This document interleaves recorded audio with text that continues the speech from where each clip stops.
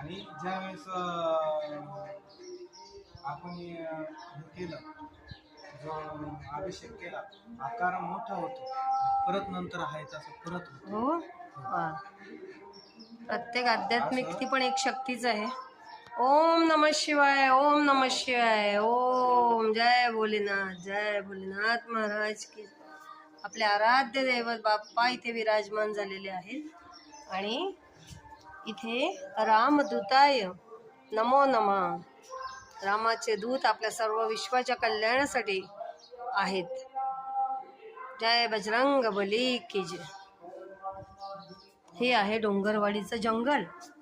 डोंगरवाडी म्हणतात त्यांना. खरंच डोंगरावरचीच ही वाडी आहे. अनेक झाडं इथे, ह्या झाडांवर भरपूर पक्षी बसतात.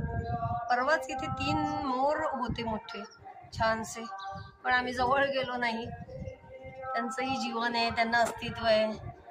उगाच आपल्या भीतीने ते आतमध्ये पळतील वगैरे, ह्या भीतीने आम्ही सुद्धा गेलो नाही तिथे, त्यांना कुठलाही त्रास होऊ नये म्हणून. स्वामी, ही झाडं लावलेली आहेत का इथे? हे औदुंबराचं झाड आहे. छान. औदुंबराचं महत्व खूप मोठं आहे. आणि हे पाण्यासाठी खूप छान टाक्या बांधल्यात. भक्तीचा भुकेला परमेश्वर, तसं एक भक्ती ती पण आहे. अन्नदान तर होतच, पण पाण्यासारखी सेवा नाही. पाण्याने माणूस तृप्त होतो. जलतृप्ती फार महत्वाची असते.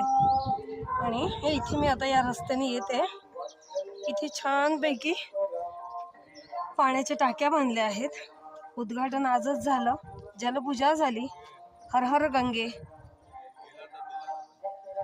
खूप छान मोठ्या मोठ्या टाक्या इथे बांधल्यात, म्हणजे आता उन्हाळ्यातही इथे पाण्याची कमतरता भासणार नाही आणि आणखीन भाविकांची वर्दळ इथे